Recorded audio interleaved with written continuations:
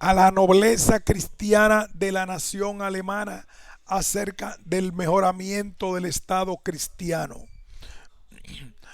Martín Lutero. Jesús, al reverendo y digno señor Nicolás Amsdorff, licenciado en las Sagradas Escrituras, mi especial y propicio amigo, doctor Martín Lutero. Primeramente, gracias y paz de Dios, reverendo, digno y amado Señor y amigo. Pasó el tiempo de callar y ha llegado el tiempo de hablar, como dice el Eclesiastés 3. Según nuestro propósito, hemos reunido algunos fragmentos acerca de la reforma del Estado cristiano para proponerlos a la nobleza cristiana de la nación alemana, si acaso Dios quisiera auxiliar a su iglesia mediante el Estado laico, puesto que el Estado eclesiástico, al cual con más razón esto corresponde, lo ha descuidado completamente. Lo remito todo a vuestra reverencia para juzgarlo y, si fuere menester, corregirlo. Me doy cuenta de que no dejarán de reprenderme por ser demasiado temerario si yo, hombre despreciado y retirado del mundo, me atrevo a dirigirme a tan altos y magnos estados en tan graves e importantes asuntos, como si no hubiera nadie más tan extraordinariamente inteligentes. Omito disculparme, que me reprenda quien quiera. Quizás quede debiendo aún una necedad a mi Dios y al mundo. Ahora me he propuesto, si lo logro, pagarla debidamente y ser también alguna vez bufón. Si no tengo éxito, me queda por lo menos una ventaja. Nadie tendrá necesidad de comprarme un gorro ni raparme la testa. El asunto es quién le pone los cascabeles al otro. Debo cumplir con el proverbio: en todo lo que hace el mundo no debe faltar un monje, aunque sea necesario pintarlo. Varias veces un necio habló sabiamente, y en muchas ocasiones personas sabias hicieron el necio groseramente, como manifiesta Pablo: el que quiere ser sabio, hágase necio. Además de apuesto que no solo soy necio, sino también doctor jurado en las Sagradas Escrituras. Estoy contento de que se me brinde la oportunidad de responder a mi juramento de una manera necia. Os ruego que me disculpéis ante los moderadamente discretos, puesto que no sé merecer el favor y la gracia de los extraordinariamente sensatos, aunque tantas veces con gran empeño lo haya anhelado. Desde ahora en adelante ya no lo quiero tener ni apreciar. Dios nos ayude a que no busquemos nuestra honra, sino solamente la suya. Amén. Dado en Wittenberg, en el convento de los agustinos, en la víspera de San Juan Bautista del año 1520, a la serenísima, poderosísima majestad imperial y a la nobleza cristiana de la nación alemana, doctor Martín Lutero. Primero, gracia y fuerza de Dios, serenísimos, clementísimos y amados señores. No ha sucedido por vuestra impertinencia ni por desafuero que yo, pobre hombre solitario, haya osado hablar ante vuestras altas mercedes.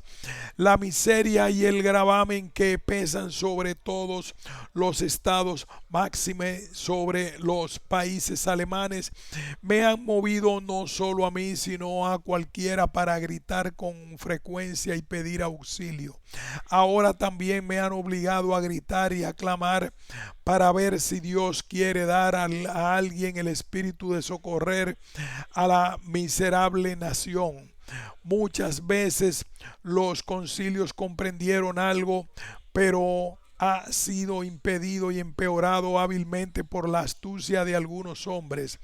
Con la ayuda de Dios me propongo dilucidar semejante perfidia y maldad para que, una vez conocidas, en adelante ya no entorpezcan y perjudiquen tanto. Dios nos ha dado por cabeza a un noble joven y con ello se ha despertado una grande y buena esperanza en muchos corazones.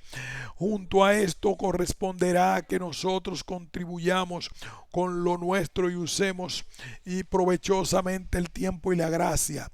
Lo primero que en este asunto debemos observar es que por lo menos con toda seriedad nos cuidemos de no emprender nada confiando en una grandeza, fuerza, inteligencia, en una gran fuerza o inteligencia, aunque el poder de todo el mundo fuera nuestro, puesto que Dios no puede ni quiere tolerar que una buena obra se empiece confiando en la propia fuerza e inteligencia. Dios nos derriba, no hay remedio. Como dice el Salmo 33, ningún rey será salvo por su gran valor y ningún ejército por mucha fuerza. Y presiento que por esta razón aconteció en tiempos pasados que los queridos príncipes, los emperadores Federico I y Federico II y muchos emperadores alemanes más fueron tan pisoteados y oprimidos lastimosamente por los papas, aunque el mundo les temía. ¿Acaso confiaron más en su poder que en Dios y por ello tuvieron que caer? Y en nuestra época, ¿qué elevó tan alto a Julio II, el ebrio de sangre? Presiento que Francia, los alemanes y Venecia confiaban en sí mismos. Los hijos de Benjamín derrotaron a 42,000 israelitas que confiaban en su poder. Para que no nos suceda lo mismo con este noble Carlos, hemos de estar seguros de que en este asunto no tenemos que ver con hombres, sino con los príncipes del infierno que bien pueden llenar el mundo con guerra y derramamiento de sangre, pero ellos mismos no se dejan vencer así. Aquí hay que emprender la tarea con humilde confianza en Dios, rechazando la fuerza física y buscar la ayuda de Dios con seria oración, representando no solamente la miseria y la desgracia de la desventurada cristiandad, sin fijarnos en lo que haya merecido la gente mala. Si así no se hace, el juego se iniciará con gran apariencia, mas cuando se avance, los espíritus malos causarán tal confusión que todo el mundo flotará en sangre y no obstante con ello no se logrará nada. Por lo tanto, procedamos con el asunto con el temor de Dios y con sabiduría. Cuanto más grande es el poder, tanto más terrible el infortunio. Si no se actúa con el temor de Dios y con humildad, hasta ahora los papas y los romanos, con la ayuda del diablo, pudieron confundir a los reyes entre sí. Lo podrán hacer también en el futuro si obramos sin el auxilio de Dios, solamente con nuestro poder y conocimiento. Con gran habilidad los romanistas se circundaron de 3 murallas con las cuales se protegían hasta ahora, de modo que nadie ha podido reformarlos y con ello toda la cristiandad ha caído terriblemente. Primero, cuando uno quería obligarlos por el poder secular, establecían y manifestaban que el poder secular no tenía ningún derecho sobre ellos, sino por el contrario, el poder eclesiástico estaba por encima del secular. Segundo, si uno quería censurarlos mediante las sagradas escrituras, le objetaban que interpretar las escrituras no le correspondía a nadie sino al Papa.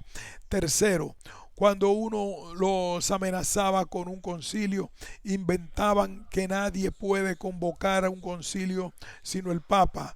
De esta manera nos hurtaron subrepticiamente los 3 azotes para quedarse sin castigo, y se hicieron fuertes detrás de la protección de estas 3 murallas para practicar toda clase de villanías y maldades, como lo veremos ahora. Y cuando se vieron forzados a celebrar un concilio, le restaron eficacia con anticipación, obligando previamente a los príncipes mediante juramentos a dejarlos tales como son. Además, dieron al Papa pleno poder respecto al ordenamiento del concilio con supercherías y ficciones.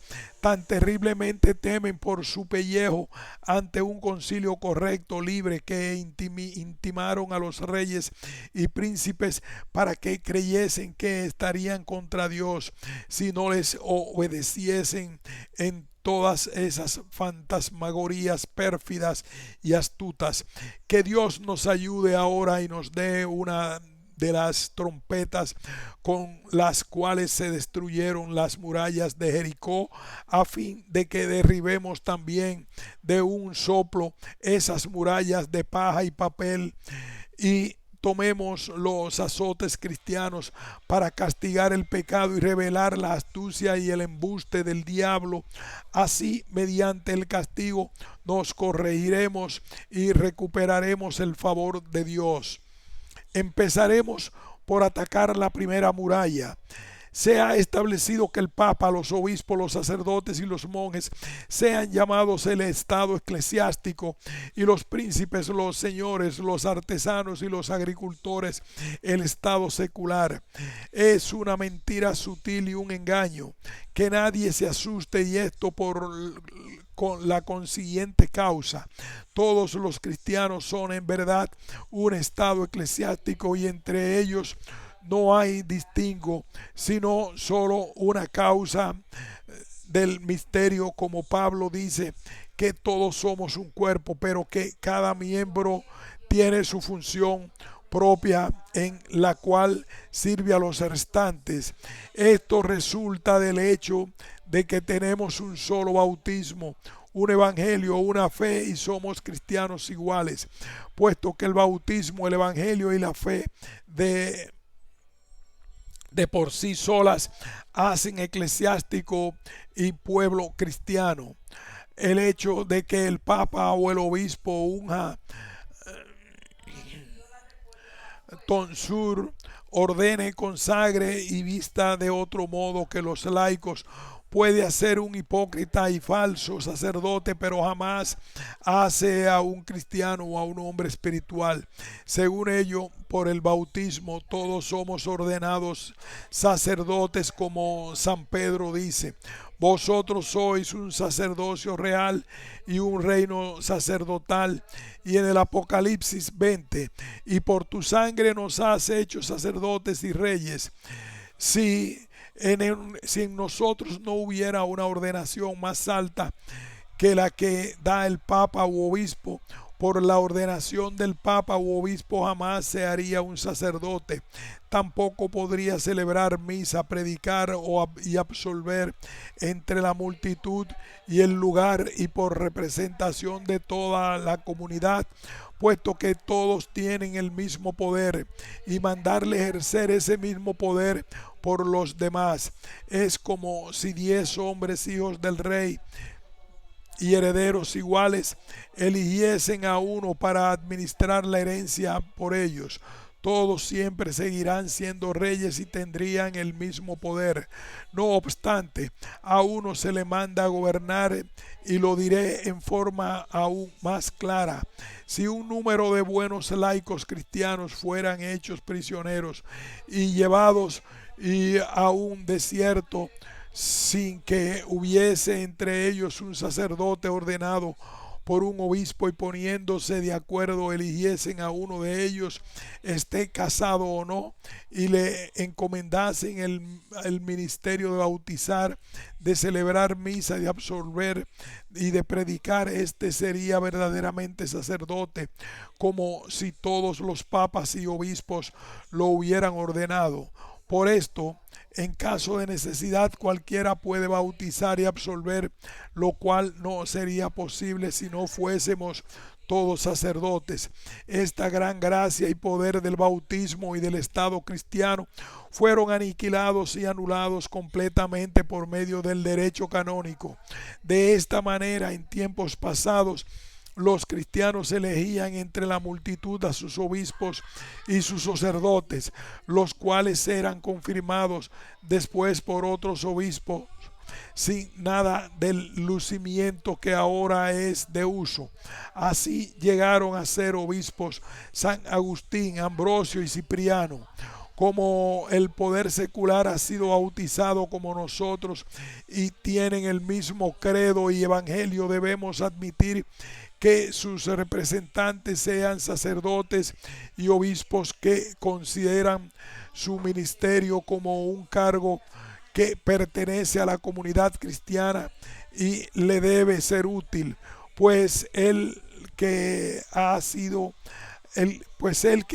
del agua bautismal puede gloriarse de haber sido ordenado sacerdote, obispo y papa, si bien no le corresponde a cualquiera desempeñar tal ministerio.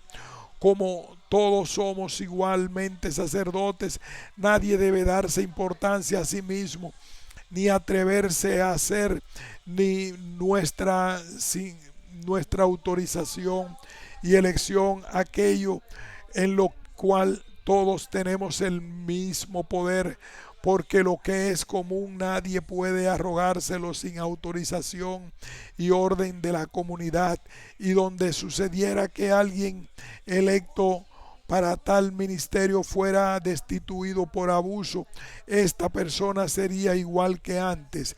Por ello, un estado sacerdotal no debería ser otra cosa en la cristiandad que el de un funcionario público, mientras ejerza la función manda.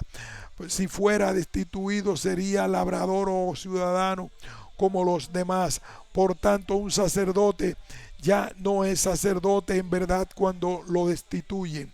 Mas ahora han inventado caracteres indelebles y parlotean con un sacerdote destituido. Es, no obstante, una cosa distinta que un simple laico. Hasta sueñan con que un sacerdote jamás puede ser otra cosa que sacerdote. No pueden volverse lego. Empero, todo esto es solo habladuría y ley inventada por el hombre.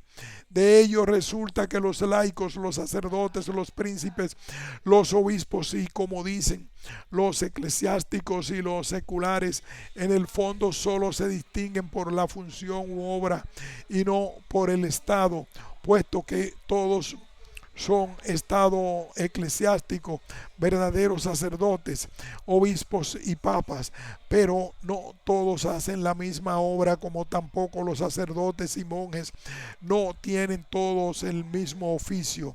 Y esto lo dicen San Pablo y Pedro. Como manifesté anteriormente, que todos somos un cuerpo cuya cabeza es Jesucristo y cada uno es miembro del otro. Cristo no tiene dos cuerpos ni dos clases de cuerpos, el uno eclesiástico y el otro secular. Es una sola cabeza y ésta tiene un solo cuerpo. Del mismo modo, los que ahora se llaman eclesiásticos o sacerdotes, obispos o papas, no se distinguen de los demás cristianos más amplia y dignamente que por el hecho de que deben administrar palabra de Dios y los sacramentos. Esta es su obra y función. Así, la autoridad secular tiene en la mano la espada y el azote para castigar a los malos y proteger a los buenos. Un zapatero, un herrero y un labrador tienen cada uno la función y la obra de su oficio. No obstante, todos son igualmente sacerdotes y obispos ordenados, y cada cual con su función u obra y útil servicial al otro. De modo que varias obras, todas están dirigidas hacia una comunidad para favorecer al cuerpo y al alma. Lo mismo que los miembros del cuerpo, todos sirven el uno al otro. Ahora mira con qué espíritu cristiano se ha establecido y firmado que la autoridad secular no esté por encima del clero ni que deba castigarlo. Esto significaría que la mano no debe hacer nada cuando el ojo sufre gravemente. ¿Acaso no es antinatural, por no decir anticristiano, que un miembro deba ayudar al otro a impedir que se corrompa? Cuanto más noble es el miembro, con tanto mayor ahínco deben ayudarlo los demás. Por ello, digo, como la autoridad ha sido instituida por Dios para castigar a los malos y proteger a los buenos, se le debe dar la libertad para su función, a fin de actuar sin obstáculos dentro de todo el cuerpo de la cristiandad, sin mirar a la persona, aunque caiga sobre el Papa, los obispos, los curas, los monjes, las monjas o lo que sea. Si esto fuera suficiente para disminuir el poder secular a fin de que sea inferior entre las funciones cristianas al ministerio de los predicadores y de los confesores o al estado eclesiástico, deberíamos entonces impedir también que los sastres, zapateros, carteros, carpinteros, cocineros, bodegueros, labradores y todos los oficios seglares fabricasen al Papa, a los obispos, sacerdotes y monjes artículos tales como zapatos, vestidos, casas, comida y bebidas, y les pagasen contribuciones. Pero si dejan a estos laicos sus obras sin obstruirlas, ¿qué hacen los escribientes romanos con sus leyes, retirándose de la esfera de la acción de poder secular cristiano para poder ser libremente malos? Así cumplen con lo que dice San Pedro: se levantarán entre vosotros falsos maestros y hablarán con vosotros palabras falsas e inventadas para engañaros.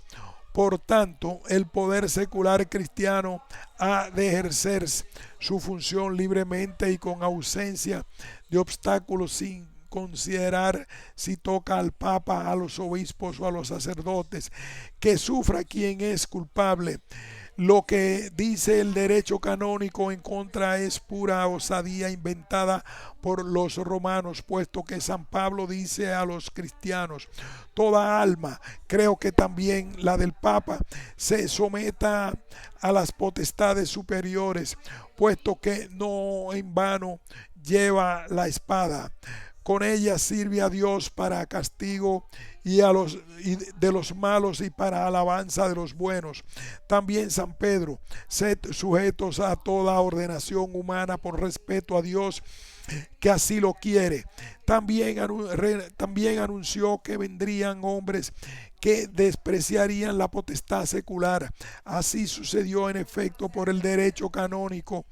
Por tanto, creo que esta primera muralla de papel queda derrumbada, puesto que el gobierno secular se hizo parte del cuerpo cristiano. Aunque tenga una obra corporal, es, no obstante, de estado eclesiástico. Por ello, su obra debe entrar libremente y sin estorbos en todos los miembros del cuerpo entero, para castigar y proceder donde la culpa lo merezca o la necesidad lo exija, sin preocuparse si se trata del Papa, de los obispos y de los sacerdotes, por más que amenacen y excomulguen a su antojo.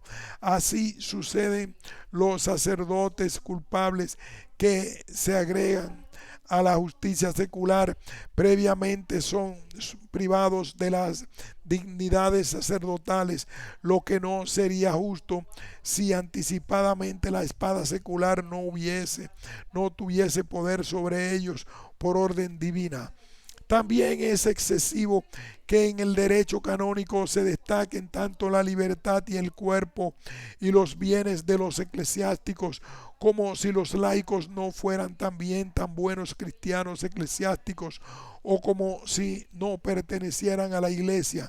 ¿Por qué tu cuerpo, tu vida, tus bienes y tu honra son tan libres y no lo mío, puesto que somos igualmente cristianos y tenemos el mismo bautismo, la misma fe, el mismo espíritu y todas las cosas?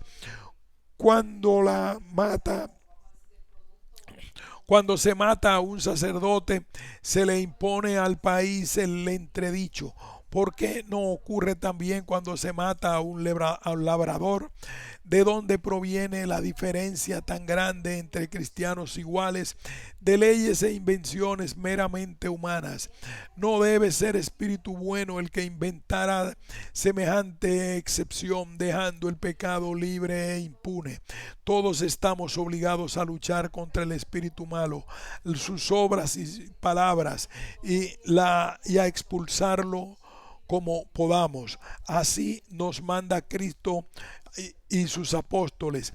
En consecuencia, ¿cómo nos podría ocurrir que quedemos quietos y callemos cuando el Papa y los suyos pronuncian palabras diabólicas y emprenden obras infernales? ¿Deberíamos renunciar acaso, a causa de los hombres, al mandamiento divino y a la verdad que hemos jurado apoyar en el bautismo con cuerpo y vida? Ciertamente seríamos responsables de todas las almas que de este modo quedasen abandonadas y fuesen seducidas. Por ello, el mismo príncipe de los diablos debe haber dicho lo que figura en el derecho canónico: si el Papa fuese tan perniciosamente malo que llevara las almas en masa al diablo, no podría sin embargo ser destituido. Sobre este maldito y diabólico fundamento se apoyan en Roma, opinando que es mejor que todo el mundo vaya al diablo que oponerse a su villanía. Si fuera suficiente que uno fuese superior al otro para quedar impune, ningún cristiano podría castigar al otro, puesto que Cristo manda que cada cual tenga por el menor e ínfimo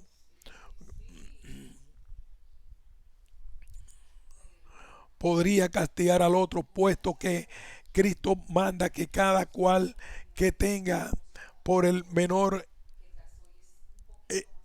ínfimo. Donde hay pecado, ya no queda evasiva frente al castigo, como escribe San Gregorio, que si bien todos somos iguales, la culpa sujeta uno al otro. Ahora vemos cómo tratan a la cristiandad. Se arrogan la impunidad sin prueba bíblica alguna, por propia osadía, mientras Dios y los apóstoles los han sujetado a la espada secular.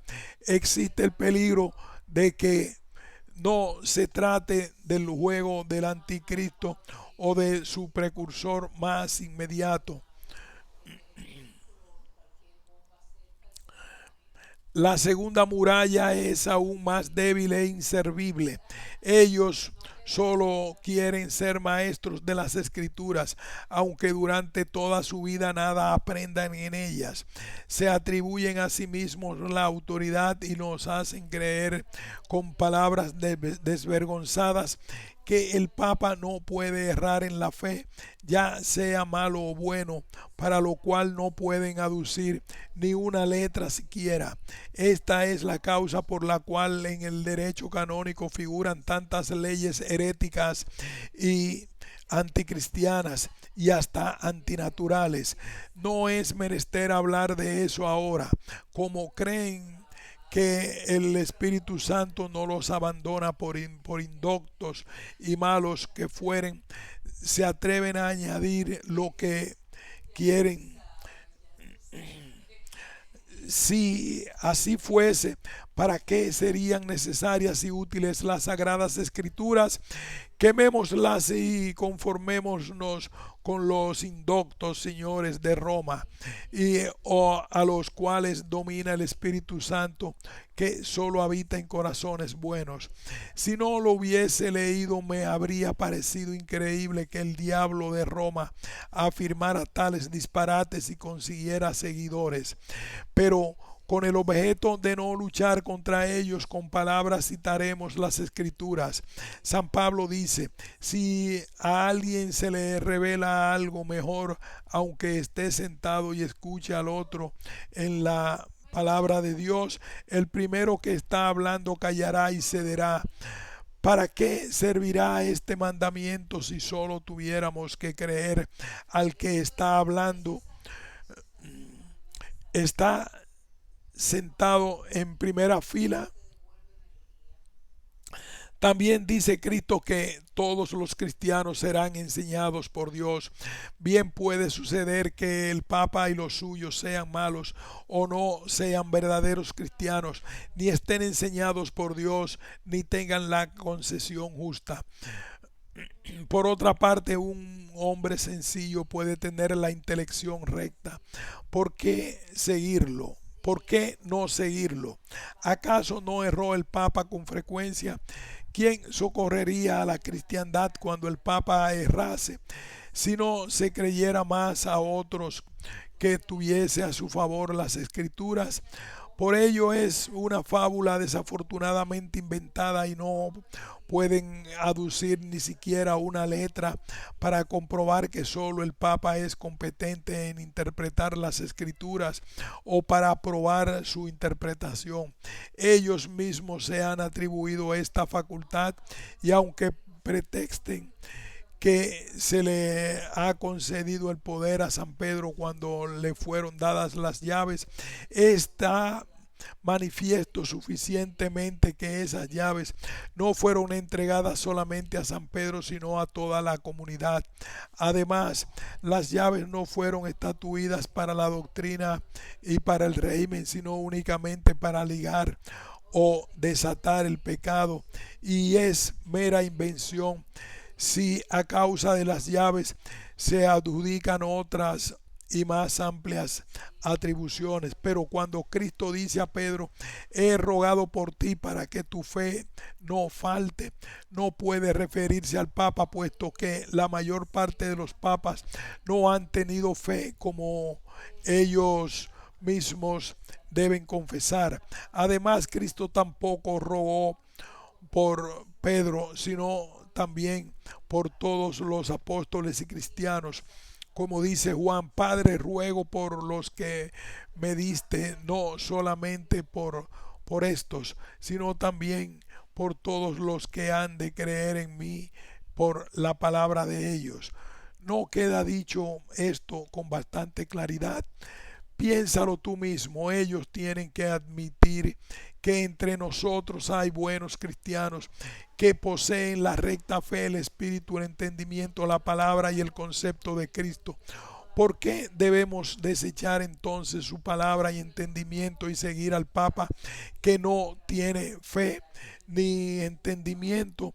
Esto significaría negar toda fe y la iglesia cristiana. Fuera de eso, solo el Papa ha de tener razón si está bien el artículo. Creo en una santa iglesia cristiana, o deberíamos rezar así: creo en el Papa de Roma, y de esta manera reducir la iglesia cristiana a un solo hombre. Este sería un error verdaderamente diabólico e infernal. Además, todos somos sacerdotes, como se dijo arriba. Aquí haremos una pausa para continuar más adelante.